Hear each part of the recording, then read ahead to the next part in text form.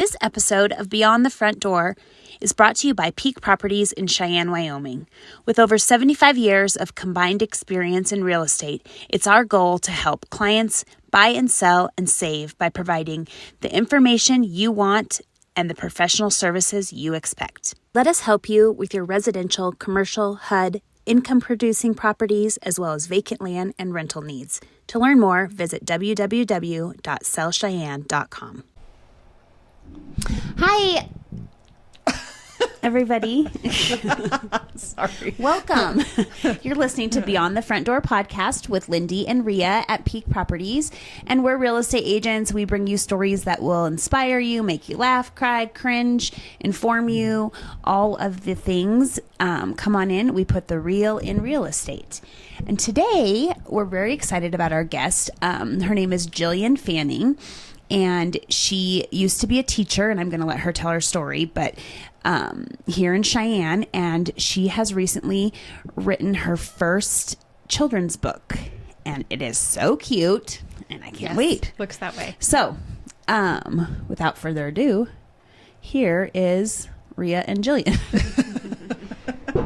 Well, welcome, Jillian. Thank you for joining us today. I'm so glad to be here. Thank you so much for having me. Of course, and we're especially glad that it didn't blizzard and snow and all the things. I know. I'm so ready for warm weather and summer. Me too. Me too. I was at the gym the other day. I had my Florida Keys shirt on, and this woman comes up to me. She goes, "Florida Keys," and I said, "I'm just, manifesting, like picturing myself Warm there." weather. And she goes, "I do the same thing." She goes, "I have some, I think it was like Cancun shirts or something that she wears around when it's like, you just have to sort of project yourself there." I know. And I sadly think this is like one of our snowier months. So hopefully not too much. And then we have had a mild winter.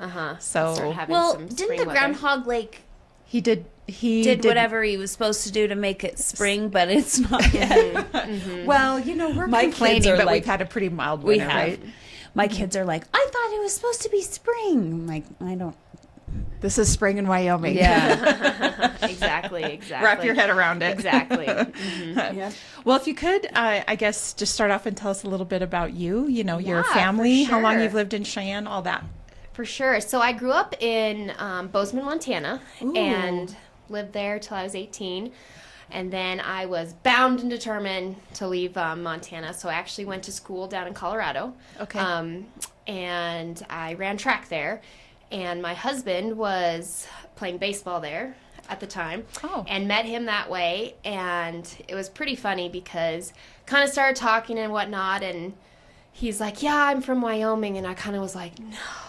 Because I used to have to do the drive from Montana to Colorado and through the entire state of Wyoming. And I was like, "There's nothing here." Yeah. And funny enough, he then got a state job, and then we moved up here, and it's been a place that I've actually just grown to love.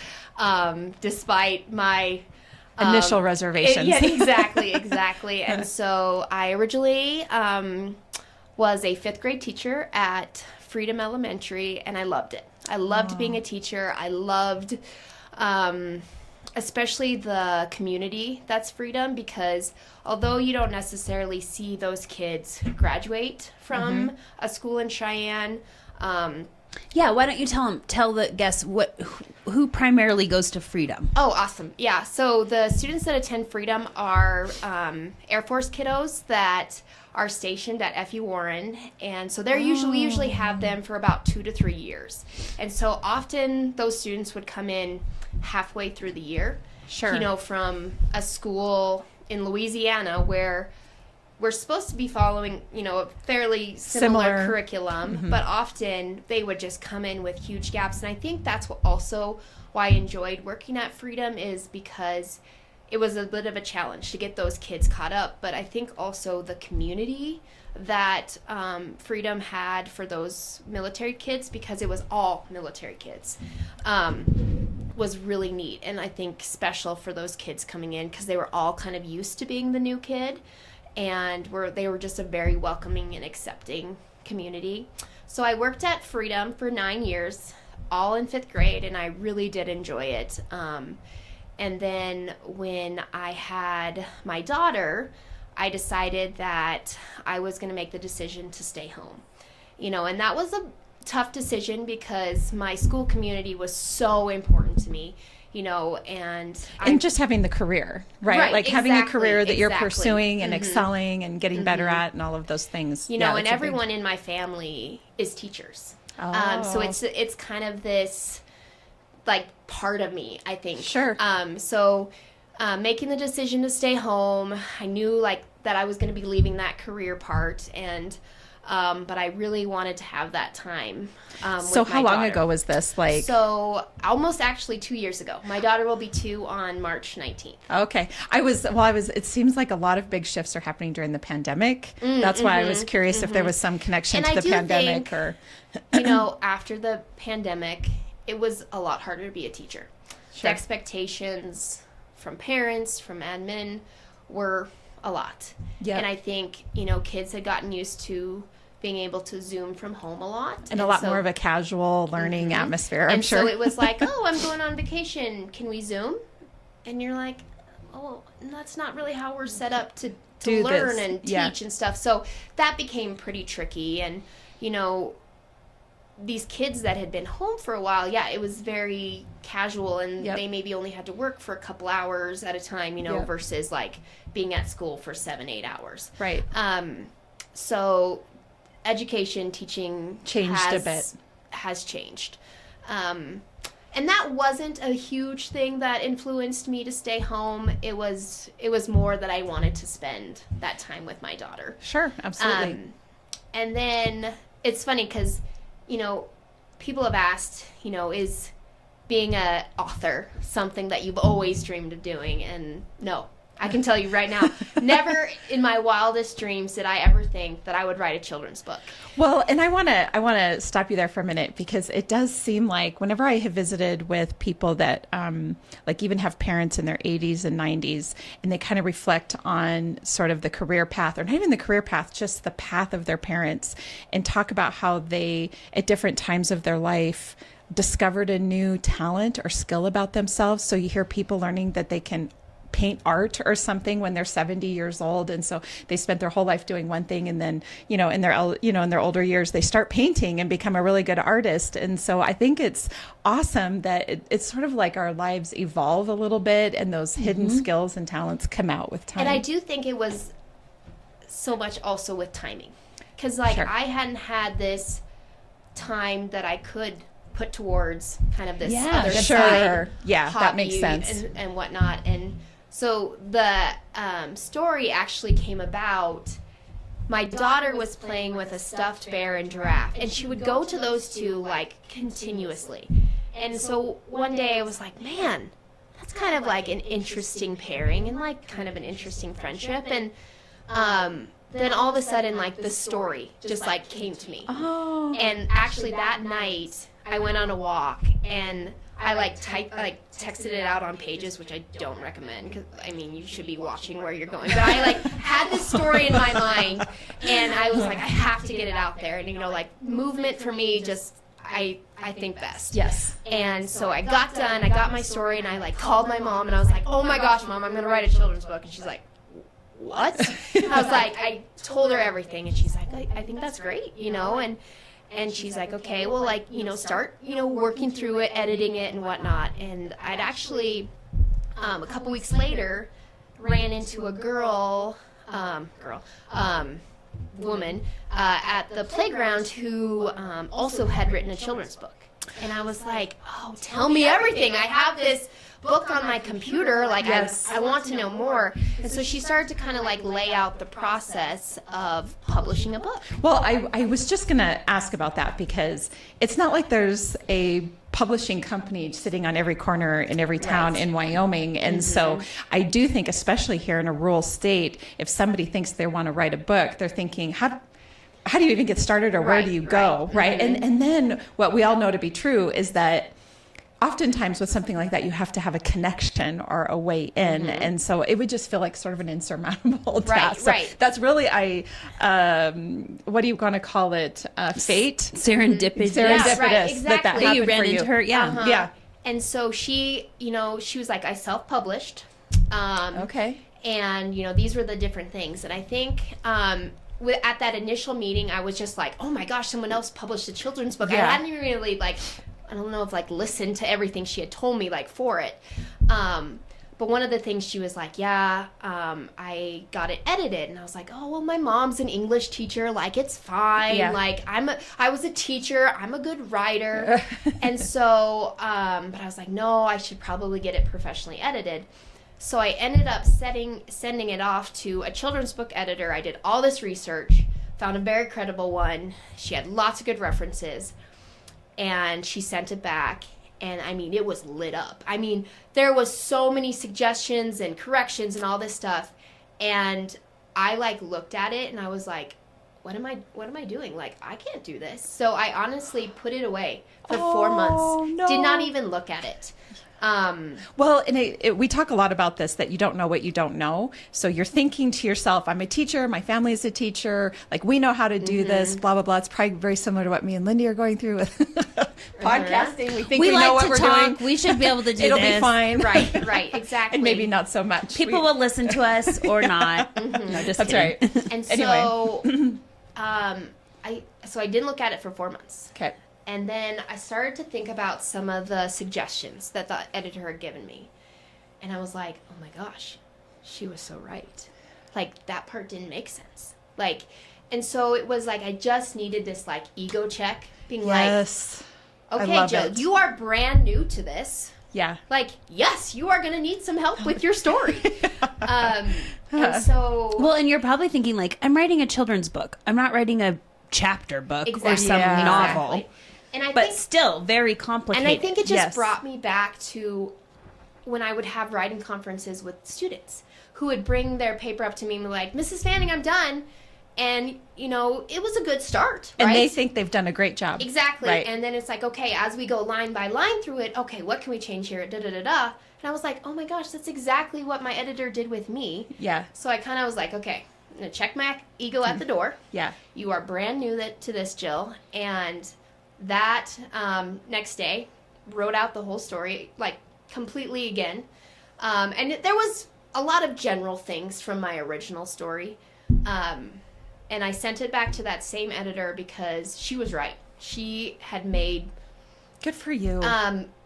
valid suggestions. Suggestions. And also, like, I was like, I want my editor to not be my best friend.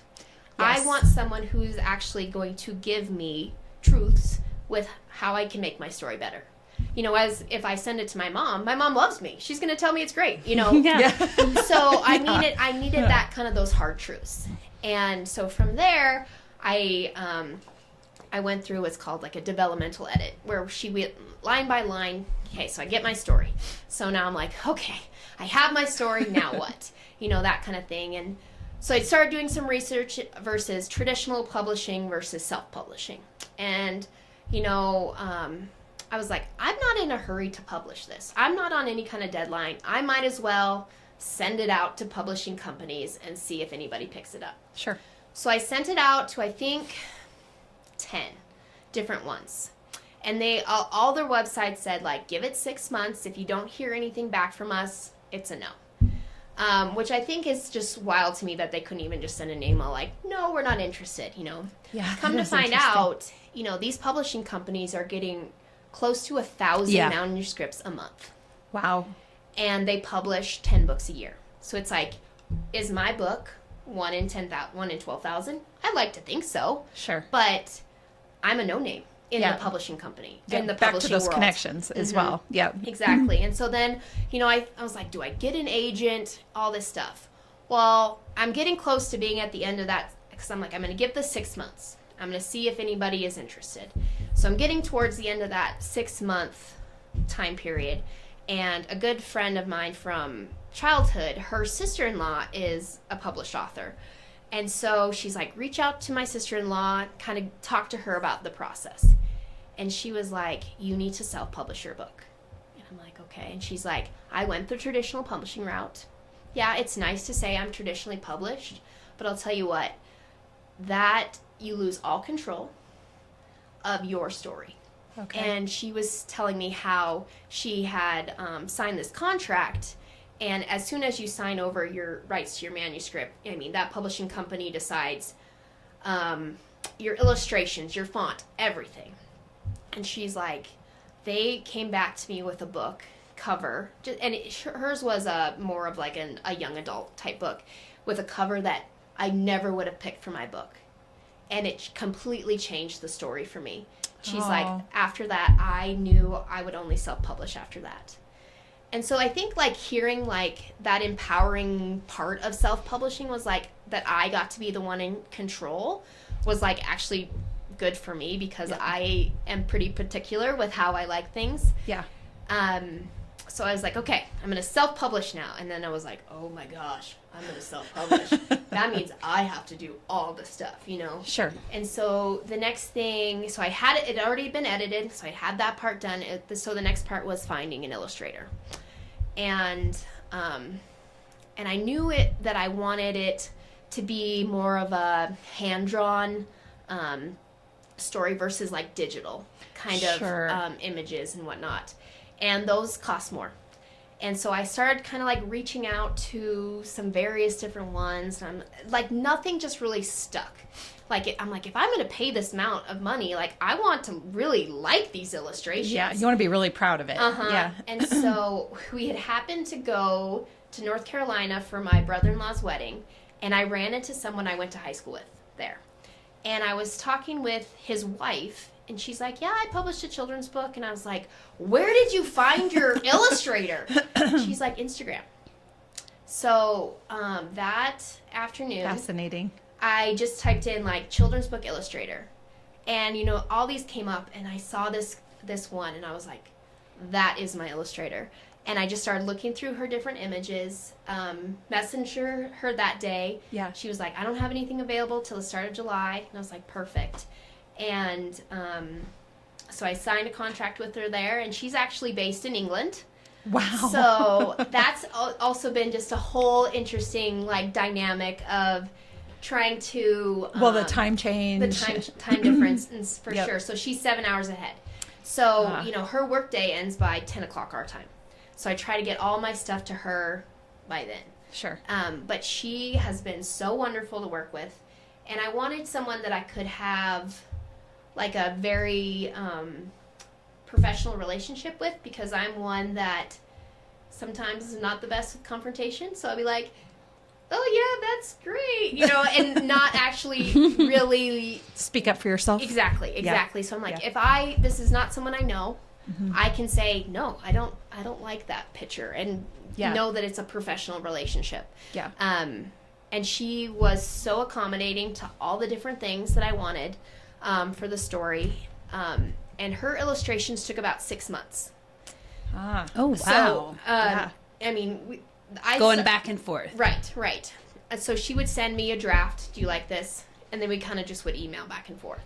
So during that time, I really wanted to set myself up to be successful with launching a book.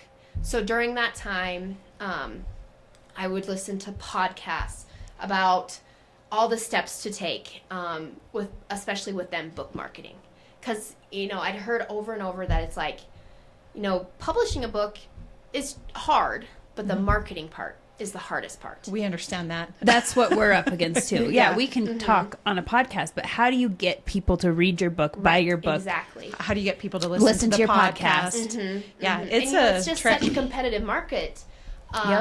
And, you know, so that's why, you know, I really wanted to take my time and do it right. Yep. And so during this time, I was just I was reaching out to Bonsai Books about setting up a book launch. You know, I was getting my Amazon page set up so that it looked professional, you know, and all those things that on February 6th, when that book went live, I had everything ready. Yeah. And I know that I'm still so new to this whole publishing world. But I think for the most part, I did what I could to have a successful book launch. But it was so interesting. One of the marketing podcasts that I was listening to was talking about how to fail fast, and how we've talked about that too.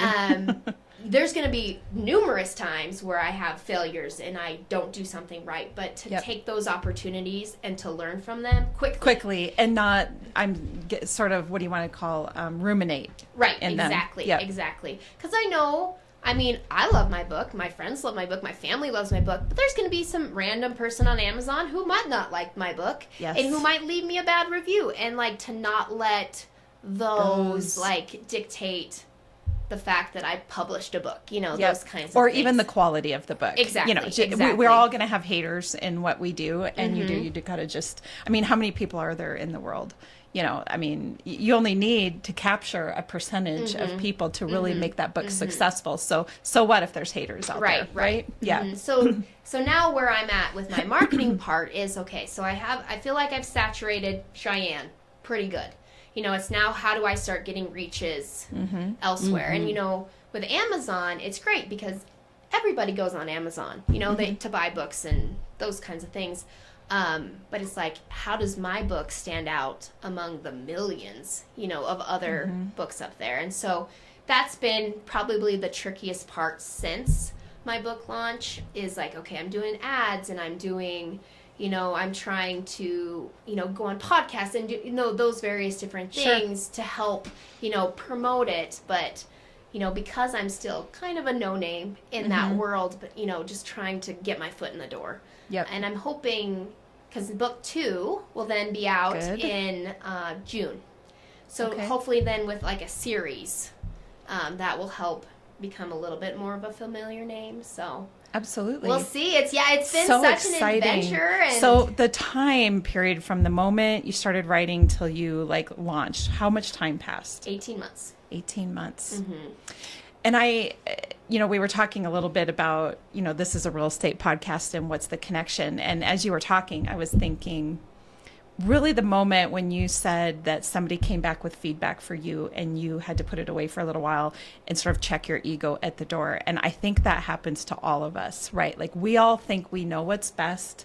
We all get in our heads and think, this is a great idea, I'm doing it. Yeah. And we can limit ourselves in our thinking, and the example that I would think of is, if somebody is thinking about purchasing a home, but they've got all these limiting thoughts and they wait months or years before they decide to make the leap, then that much time has went by. And I think one of the things that I think is a holdup is if somebody goes into a lending company and they tell them like, hey, you're not ready to purchase just yet, but here's the things you need to do to make that happen. That can be hard on the heart, right? That's such a private, having your book edited was a very private, sort of intimate experience, I'm positive. And I think it's the same thing with going to a mortgage lender in real estate, is that your finances are a private part of you. But if you can check your ego at the door and be like, okay, I'm going to make these changes, I'm going to do these things, that's what catapults you to the next level of your life, if you're willing to hear that, I think,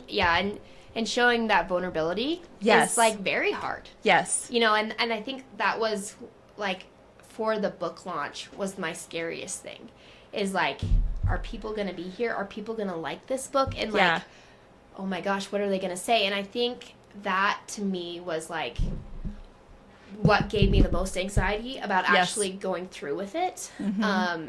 But then I think now seeing the response to the book, it's just like, I'm so glad I did. And I've started to do quite a few school visits with it. Oh, good. And it's so funny because I talked to a lot of other independent published authors, and they're like, aren't you nervous going into a school? And I'm like, that's where I feel most comfortable. And I feel so fortunate that I have that teaching background. Right. So I can go into a school where I don't know the kids, I don't know the teachers, and I can just jump right in.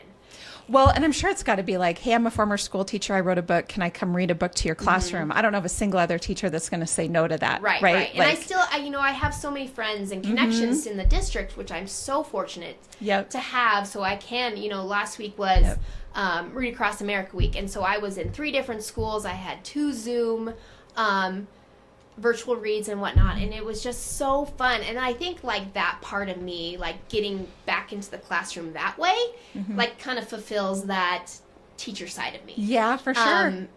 Right now, as I'm kind of doing this author thing, and I think seeing those kids' reactions, being so excited, oh, when's the next book coming out? Like, that to me is like makes it all worth it. For sure. Good for you. Mm-hmm. I do think, as you were talking, it makes me think a little bit about Markham King, and that when he was on here talking about making the leap from law enforcement to opening up CrossFit Cheyenne, right? Mm-hmm. And that was not a quick process either. That was maybe about the same amount of time, a couple of years. And so I think the message, or what I'm kind of hearing from you, is that, dreams don't happen overnight.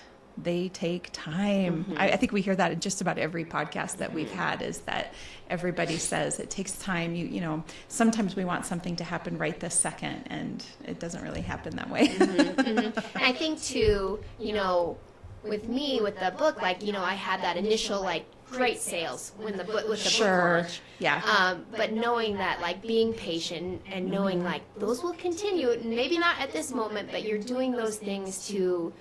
that hustle, to keep... You're building your brand. Exactly, building my brand. And so I think that is such a good mindset to have, again, of like, things aren't going to happen like in an instant. And taking your time, doing it right is the way to go. Well, I just love that. It's not very often, I think, that you hear about somebody writing a book and, publishing it and putting in the time for that. So I think that's really exciting. So what's the title of your book, and what's it about? So it's called A Giraffe in a Forest, and it's about this guy, Jeff, and he goes... and he has a backpack on. He has a backpack. That was one of the things with my illustrator that I said, that is what I want him to have. Oh, I love it. And it was really cool because she helped me design him, and I was like, he needs a backpack. But he goes on vacation with his family in the forest and gets lost.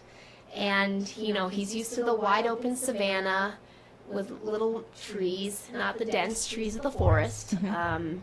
He meets a very friendly bear named Banks, who kind of guides him through the forest, teaches him about the forest, and then eventually helps him find his way back to his family. Aww. So it's such a fun story, and it was really cool. I was actually reading it to a school in Henderson, Nevada, and the part with the snow was so interesting because, some of those kids had never seen snow.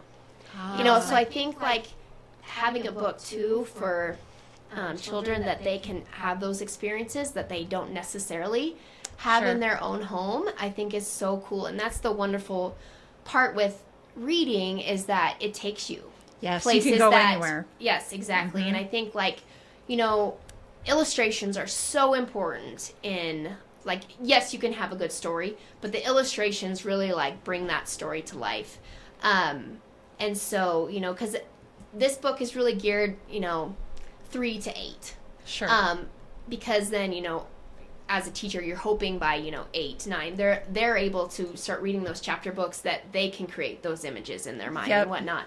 And so I think I was so happy with how the illustrations really did bring out that story and whatnot. So my illustrator did amazing. Oh my gosh, that snow one where it's snowing. So she did absolutely amazing. Show that picture.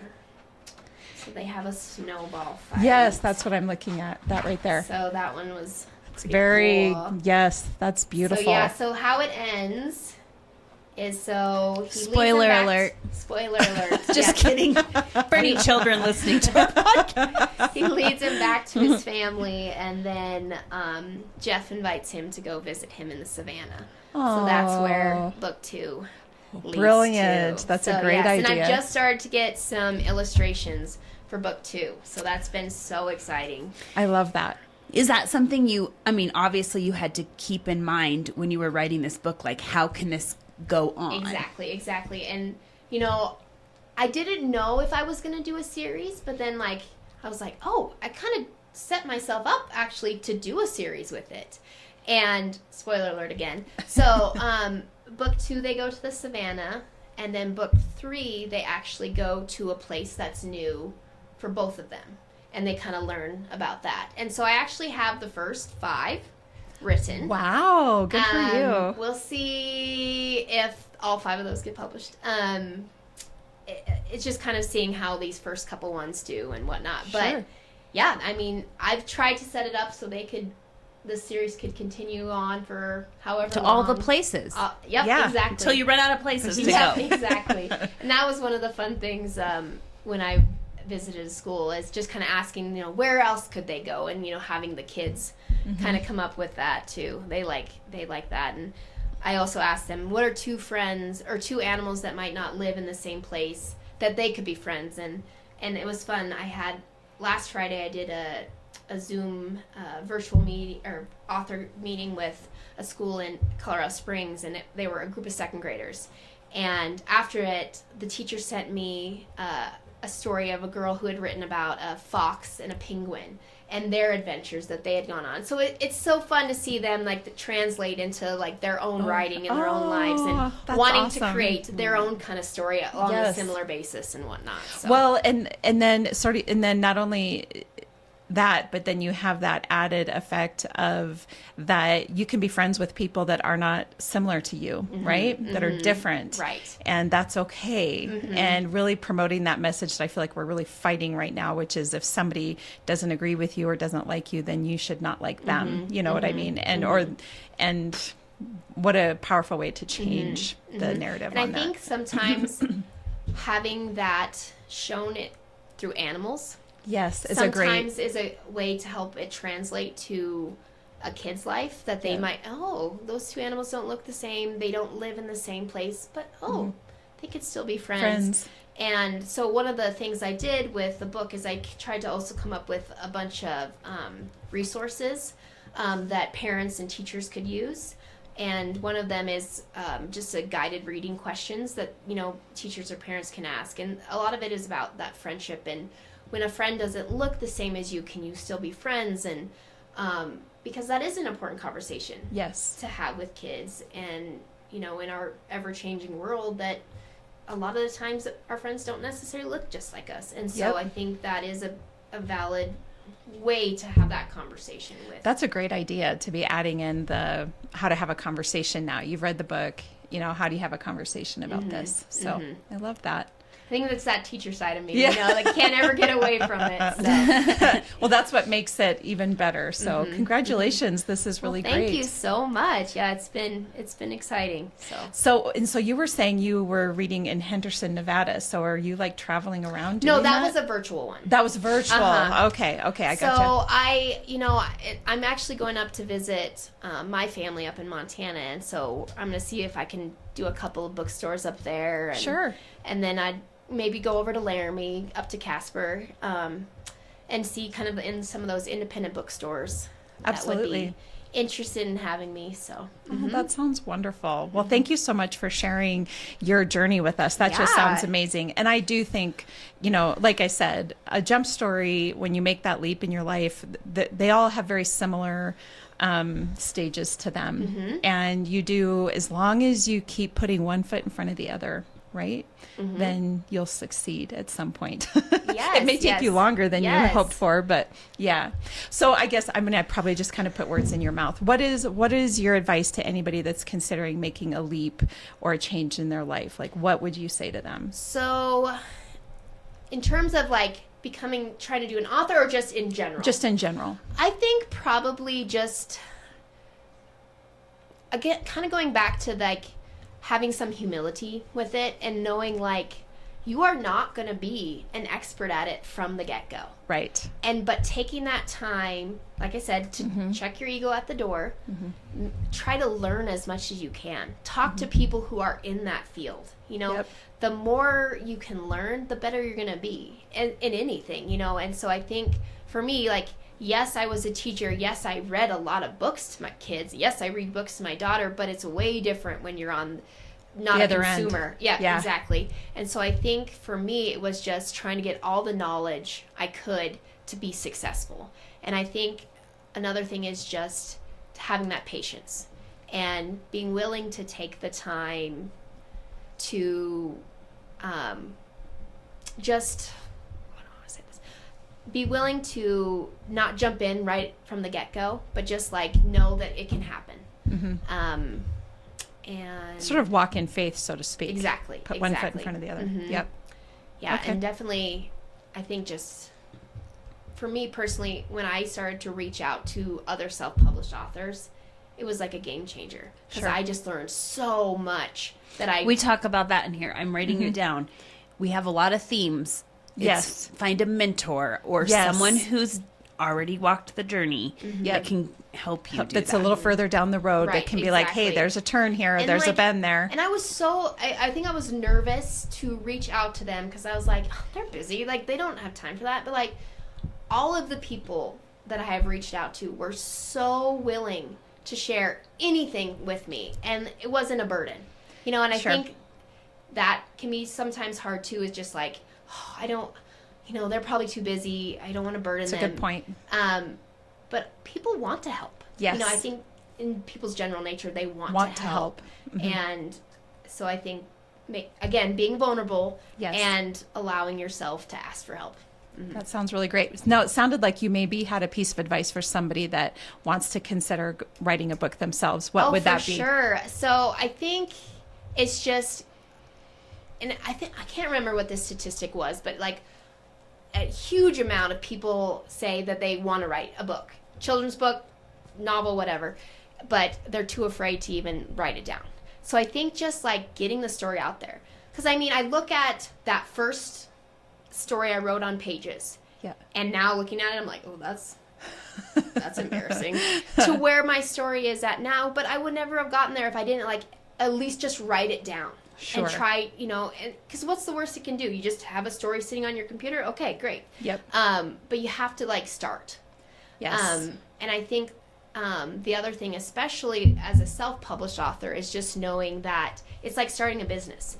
There is going to be quite a few upfront costs that you're going to have to kind of budget for. But then because you are the one in charge of your sales, your hustle, you are going to then reap all the benefits. Sure. And you're the one that determines that. Exactly. So, you know, I have some friends who said, I just wanted to publish a book. That's great. Okay, that's fine. That, for me, I wanted to try to make this a career. So I am going to put in the hustle to make that happen. That's really great. I love that. So we have a couple of questions we typically ask everybody, which is a little bit of a departure from your story today. So if you bear with us. Yep. What is your favorite thing about Cheyenne? My favorite thing about Cheyenne, I think, so when I first moved here, I felt, I didn't know anyone. You know, I had gone to school, I'd lived in Montana, I'd gone to school in Colorado, and so moving here, I was kind of on my own. Sure. But it was amazing how quickly I was able to start making friends. I just feel like sometimes Cheyenne is very welcoming. Yeah. And then especially once I got into the schools, the community of the teachers were just so supportive. And I think like the community was just so welcoming. Great. For an outsider. Yep. We've heard that quite a bit, and that's really great to hear. Wonderful.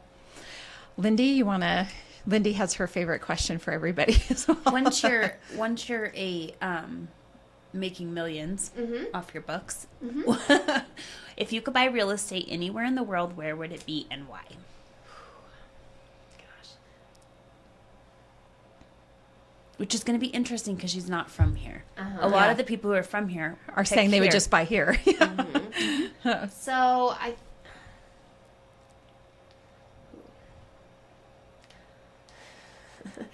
probably Jackson. Really? I mean, Jackson's beautiful. I take that back. Oh gosh. I love Jackson. It's just the real estate market there is absolutely insane, isn't it? I know. Can I like have 2 locations? Yes, of course. So Yes, you're going to be that rich. Oh, right. So one gonna would manifest probably that. be in Bozeman, Sure. just because that's where my family is and whatnot. And then my husband and I also talk that we would love like actually a place kind of in the Bighorns. by Sheridan. Yes. We got married up in Sheridan, and it's just so beautiful and holds kind of a special place. So, like, that area, I cross out the Jackson part. Oh no! I hope I didn't come across as judging for that, because I think I would totally have a place there if I could. Mm-hmm. So, but I just that area, yes, the Bighorn area, is very beautiful too. Yeah. We love it there too. Mm-hmm. So, and then will you share where we can buy your book? Yes, for sure. So it's available on Amazon. Just type in A Giraffe in the Forest, and then also, if you would like a signed copy, you can buy them from my website, JillianFanningBooks.com. And I love signing them. I love signing them to people. And I'll get those mailed off to you. Wonderful. I'm going to have to do that. Well, thank you so much for joining us today. It's been a real pleasure. Well, thank you guys so much. It was so fun. Yeah, it is fun. We love it. So, anyway. As a reminder, Rhea and I are real estate agents, and we would love to help you sell your house or buy a new house. And I don't know why it's funny, because it's not funny. We're serious. We're just having one of those days because it was supposed to snow and it didn't. Yeah, we're confused on what's happening. But follow us on all the social media sites. You can find us at sellcheyenne.com. You can also just find us personally on social media. And then continue to listen to Beyond the Front Door on Spotify, iHeartRadio, Apple Podcasts, or YouTube. Thank you. Have a great day. Yep. This episode of Beyond the Front Door is brought to you by Peak Properties in Cheyenne, Wyoming. With over 75 years of combined experience in real estate, it's our goal to help clients buy and sell and save by providing the information you want and the professional services you expect. Let us help you with your residential, commercial, HUD, income-producing properties, as well as vacant land and rental needs. To learn more, visit www.sellcheyenne.com.